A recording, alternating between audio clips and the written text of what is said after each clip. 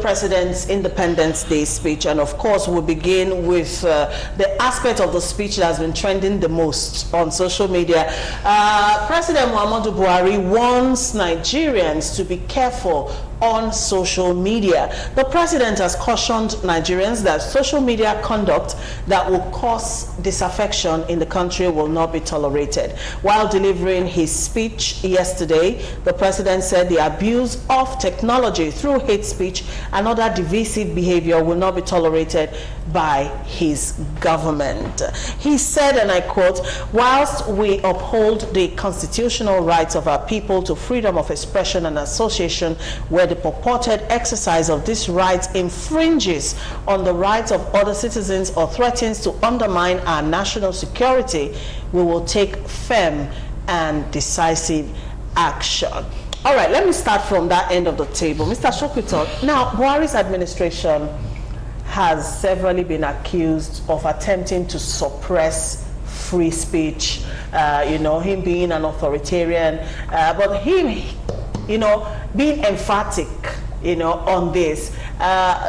What message do you think this is actually sending out to the society? I always say that President Muhammadu Buhari is a very, very independent and stubborn mind. And, if he sets his gaze in a particular direction, it's very difficult to shift it away. Now, to him, he's saying, and I must say, I agree with him, 1,000,000%. He's saying that free speech comes with a responsibility. So it's a two-sided coin. Now, I don't believe in the muzzling of the press or, of even the, social media platforms and others. Say what you want to say. But you must understand that where your right end is where the other person's begins. There's a responsibility for self-censorship. And I think that's what I'm taking from what he's saying to Nigerians is, watch what you say. Don't say things that will further divide us. Remember that the overall tone of his speech was on unity. Don't say things that will further divide us. Don't emphasize issues and angles and perspectives that will widen the gaps and the fault lines. Don't spread fake news. I am a very, very strong adversary of fake news peddlers. I hate it with a passion. And I don't care where it is. Anywhere I see it, I fight it to a standstill by providing the truth or by proving you wrong. And I think that's what the president is saying. And I think that there should be consequence for those. And that's what he's saying. He's saying there is a law. And when you spread fake news, there's consequence. Is that cyber crime, cyber act, I forgot the name of that act right now. It talks about harassment, heckling online and all of those things. And it's that law that can be used to sort of temper these things. So I'm saying to Nigerians, be careful. Watch what you spread. Ensure the duty and obligation to ensure that the veracity of what you are sharing is yours. So you can't say forwarded as received. No, if you do that, then the police can hold you to find who you're supposed to check. They're supposed to check and confirm that if it's what true you're sharing is the truth. All right. Especially where it has inflammatory tendencies. You've got to be sure before you share it. And I think that's what the man is. All right, let me talk to Chooks. Chooks, you are a journalist, and of course, you know how social media has impacted in your job as a journalist and all of that. Now, from what the president has said, do you feel that this borders on restricting you in terms of disseminating information out there? You see, we're talking social media, but let me even talk of the traditional media. Go ahead. The problem with even the traditional media. In a situation whereby newspapers are coming to apologize every day, it tells you that something is wrong. We no longer have gatekeepers like we used to have. I remember in those days at the Guardian, when the news comes in or you get an information, there are different levels of people you call before the story can go.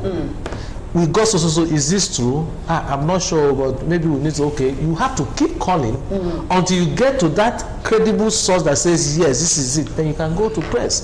Today, what happened is that a lot of traditional media platforms like newspapers, because everybody is talking about traffic, so you put up what people want to hear, and you what you think people will jump at, but you are not asking, is this true?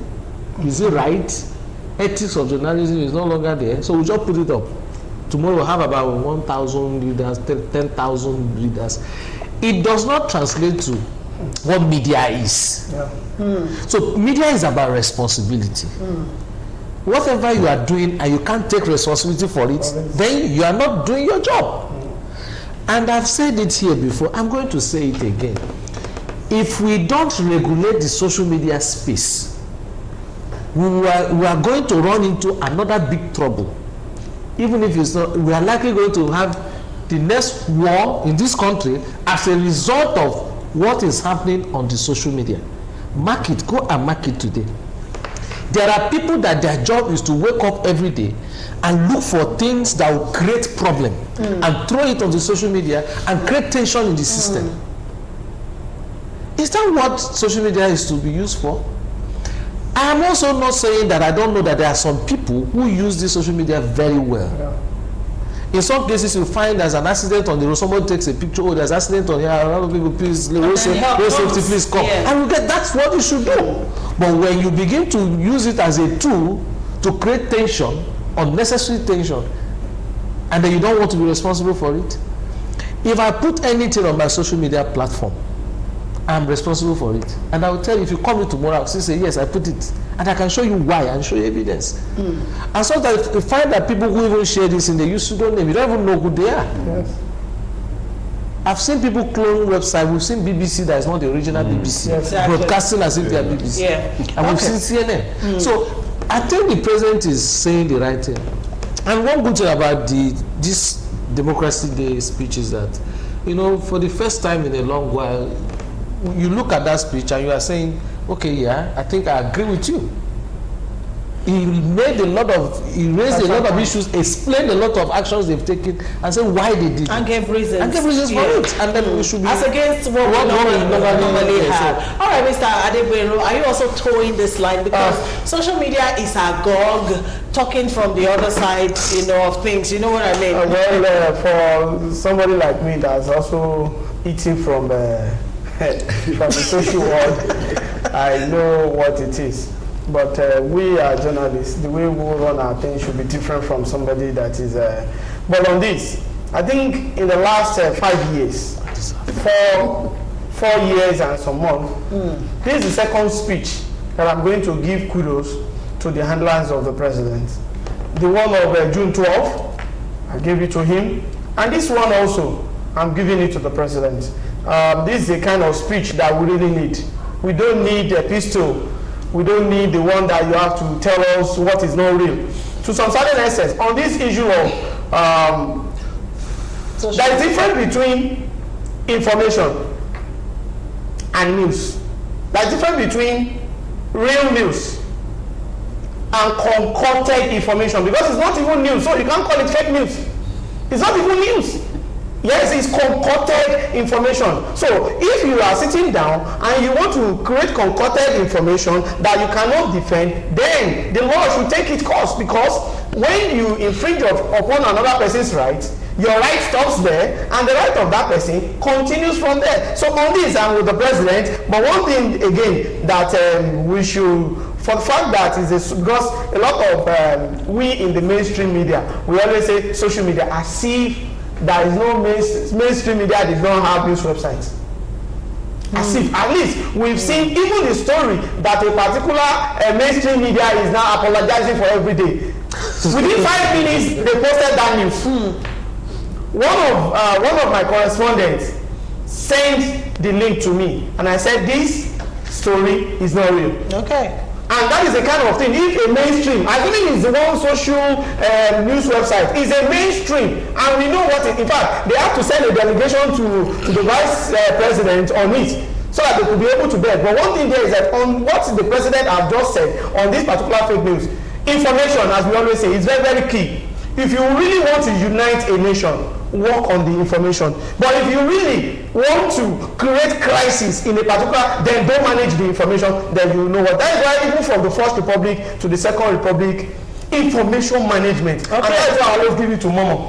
All right. Very, very well. All right, Prince Chilaka, are you also in agreement with what everyone has said? Yes. Okay. For me, this is this is a wonderful speech that Mr. President has given to Nigerians, but then it is one thing to give a beautiful speech. It is another thing to follow it with action. I would say that, yes, those who are handling the media of Mr. President have done well this time. But I also hope that those who manage the issues on ground will do what they're supposed to do. So let it not just be that we have been giving a speech and nothing happened. And it ends there. Yeah, and it ends there. Now, secondly, coming back to this issue of social media and all of that, this whole thing started when the cyberspace became an avenue for bullying people. Yes. Until we stop that, people need to take, like Chuck said, people need to learn to take responsibility for their actions.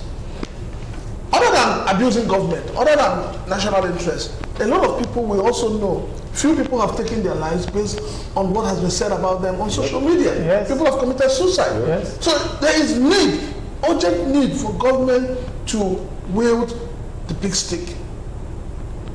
Let it be that bullying on social media should be curtailed. It should even be stopped. Circulating unconfirmed information. Okay. As you call it news, you're giving it a lot of weight, but it's unconfirmed information. So something has to be done drastically. So check it. Yes. Okay. All right. I'm happy we are all in agreement on this, because social media is reporting this as if the president is trying for Nigerians not to get to know the truth of what's going on in this administration. And concurring with me on this is Joseph, just sending in this message, and he says, hello, good afternoon. My name is Joseph. Social media is where you can find the truth going on about Nigeria. Also, Mr. Abiodun Shokito is reacting, and he says, we have to realize that your freedom should not endanger the peace of the nation.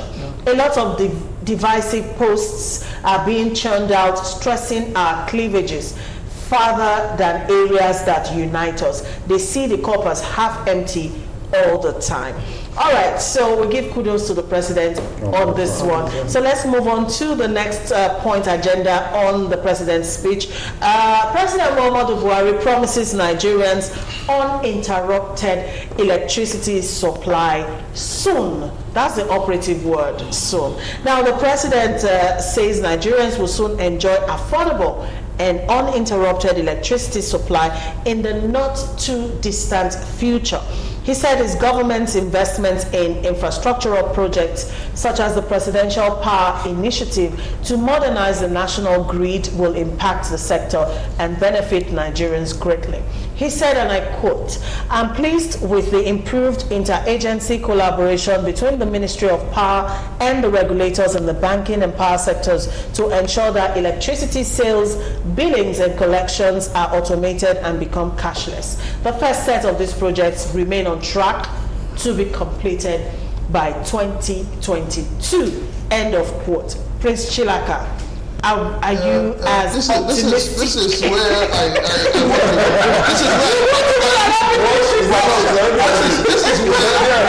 am not going to take sides. We've had so much about the power sector. Nigerians have been groaning under a lot of pains. To the point that people now pay for light not seen or consumed. People pay for darkness. People pay for darkness in Nigeria. They'll come to your house, disconnect you, and then they'll be sending you bills every month.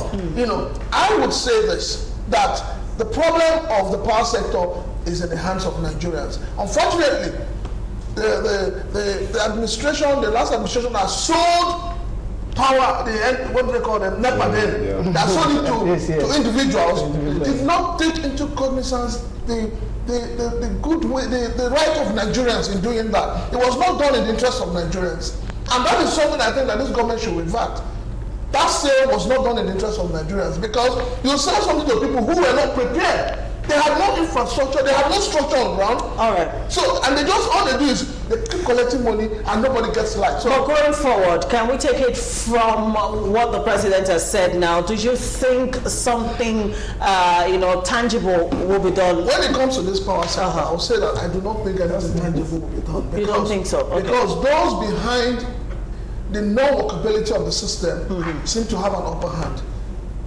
if government wants this thing to work, government itself should stop using generator. They should ban the importation of generator into this country. So if everybody's going to be in darkness for 6 months until they get it resolved, we are all in darkness.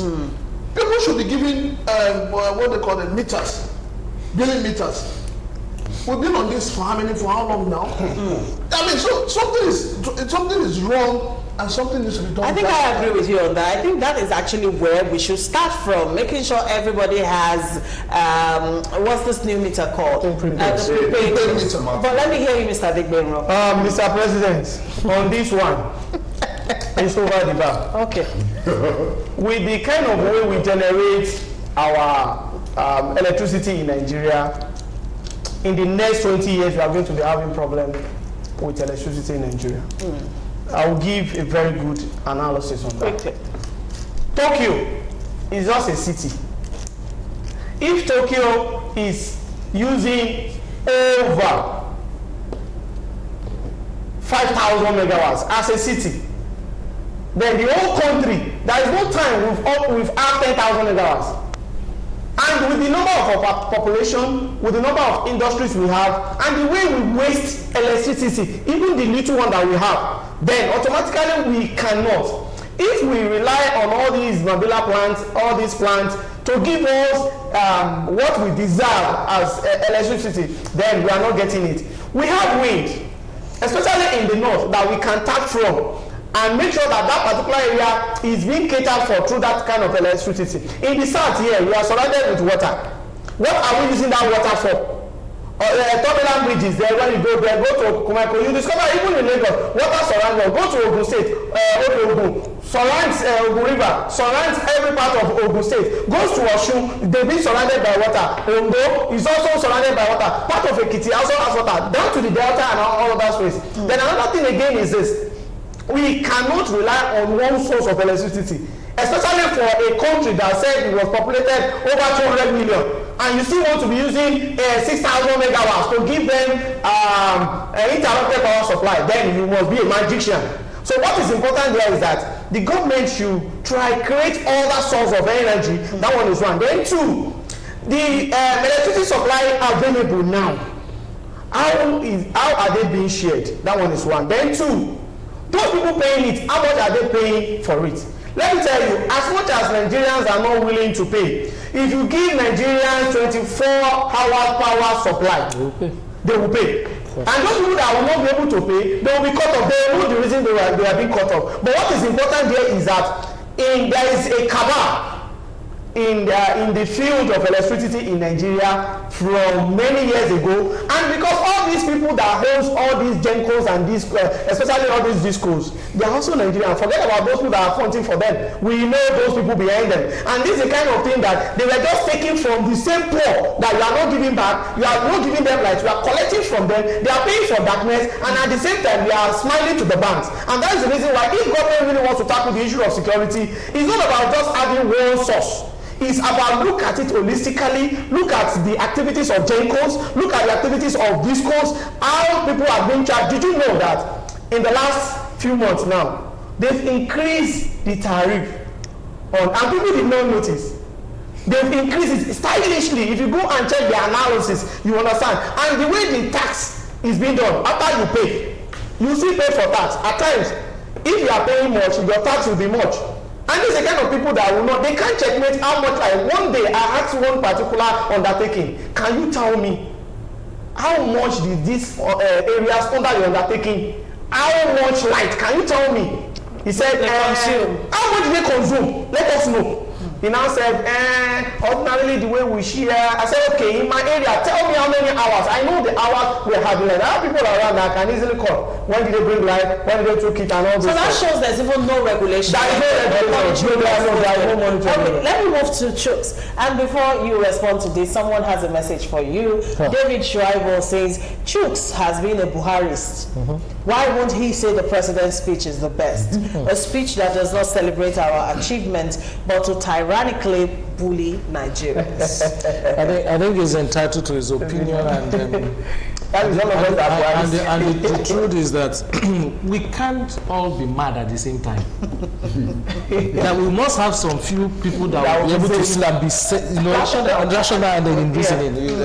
If the invitation is for me to join some gang of people who don't see anything good about Nigeria, then I'm sorry, I won't attend to that. Okay. But let's come back to the issue of power.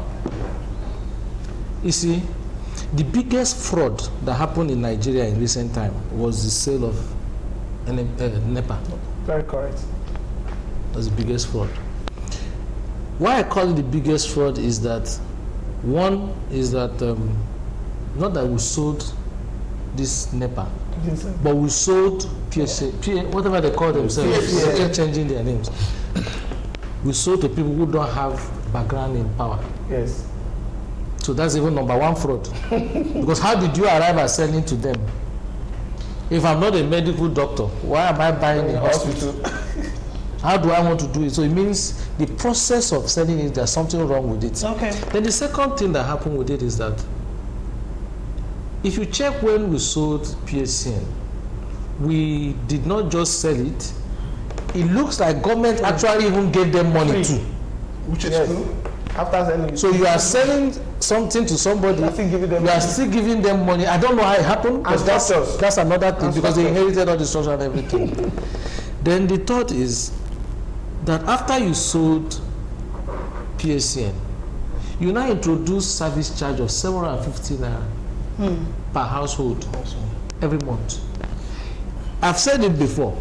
If you give me approval to collect 750 per home in Nigeria, I don't need to generate power, because that 750 has nothing to do with power supply. Yes. It's standard.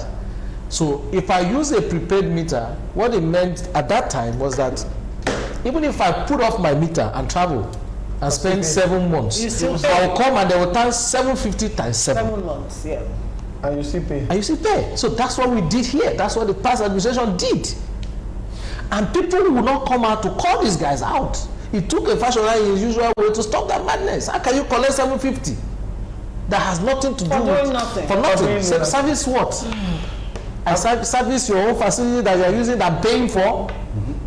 I send phone to you. You still want me to pay money. So these are the, so if you see this power sector thing there, I think we need to, maybe now that they've created Ministry of Power, we need to zero in on this. There's so much happening in this power sector. Yes. The boys that read the meter, there's also another level of corruption with those ones. Yes, if you read the meter. The marketers give you bills. You can pay a marketer some money, he will reduce your bill. If you don't pay him, he will increase your bill. Yes. I live in a compound where I was the only one who had prepaid meter. And then sometimes I ask the security man, he will bring the meter, the bill to me. I said, no, I don't need bill. I think it's for the other. So one of these days I said, let me even check what these guys pay per month. Some of them pay as much as 15,000 per month. Some pay 12, some 10, some 13, 14. It's always around that. I recharge my meter with 4,000 per month, and I use it a month and 1 week. With all the air conditioner, whatever you think of. So why are we? Where is that justification? So you see, and that's why people will never get prepaid meter.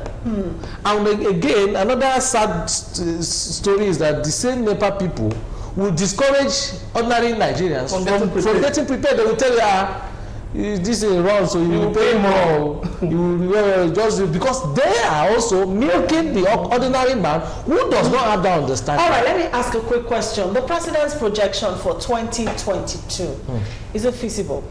It can never be feasible because Obasanjo's projection for how many years did not come to pass. It's the same Nigerians, the same people within that sector that you want to use to do the same work. How does it happen? Unless we wake up and then, they've threatened to cancel that power thing. And I think it should be cancelled. It should be cancelled. You can't do anything without cancelling that whole, the code, this code, whatever. Get the same result. It's the same people. Nothing changes. So but we must get to that point where we sit down and say, okay, this is an agreement. If there are terms and conditions, let us cancel it. Let's start afresh. Okay. If we need to get foreigners to give us power, I don't mind. Some in Togo, some of these generator people that someone talked about here went to Togo some years back, and they wanted to sneak into Togo to start selling generator. I have a family, my elder brother lives there. They don't use generator. They don't know what is generator. But somebody wanted to introduce generator business in Togo. And what they do, they started going through government people, because what they will say is small time, power generation will start dropping, supply will drop, and then you are open. And then you look for what they just walk up and chase them away. Which is what we need to do in this country. That's what we need to do. Somebody talked about it. We need to do it. As far as you see all this, your MAPCO, whatever you call them, bringing generators up and down, you will never have power. Okay. Let me hear Mr. Shokito on this. Well, that headline you read, I'm not sure. I've read the speech. He didn't promise uninterrupted power by 2023. I mean, because if he had done so, then with all due respect to him, something must be wrong. I didn't cook this up. I mean, I've read the speech. I didn't see it. Maybe somebody calculated on behalf.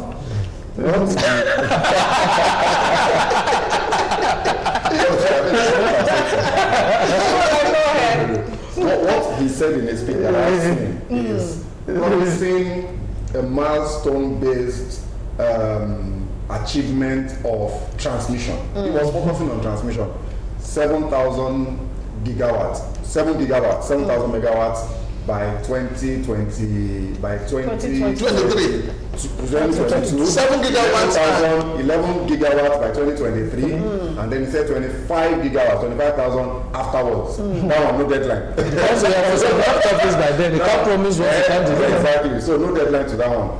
But the key issue for me is, even those figures that he's promising, let's assume he achieves it. And I think it's possible, because he's basing it on an agreement with Siemens that he signed about, like a few months ago, and was celebrated and all that. Right now, we are on 5,000. We're hovering between 5,000 and 7,000 transmission capacity. Are we up to 5,000? No, 7,000. The official figure on their website is 7,000 megawatts. Okay. Megawatts. Now, and he's saying by 2023 we'll be on 11,000. It's doable. I don't see why we can't do it, because it's about consistent investment in what this transmission we're talking about. It's about substations, the wires, and those pylons and all that. It's infrastructure. We can do it. But the question is, even if you achieve 11, is that enough? The experts in the industry are divided on our ideal, what our requirement is as a society of 200 million people. There is the school of thought of 45,000 megawatts. There is a 60,000 megawatts school of thought, right? So let's take the low one, 45,000 megawatts. So until you have 45,000, you can't have stable power. That's what it means. You can't have 24/7. And we're still projecting 11. And we're still projecting 11. So we're nowhere near where we need to be. Okay. And I think that the real issue, just like they've said, look, you can't keep doing this things the same way and expect different results. This is the same NEPA. It became PHCN. We privatized, we commercialized, all sorts of models have been tried over the last 30 years until we now sold completely to these guys who appear to be trying their best, but it's all a scam. It's a massive scam. There are three forces at play. There is the vested interests, the generator people, the diesel people, and all that. To those people, the power sector functioning well is a problem. It means their business is dying. So they're doing everything possible to make sure it doesn't happen. Okay. That's one sector. Then there is the NEPA, the old NEPA. Don't forget that those guys didn't vanish into thin air.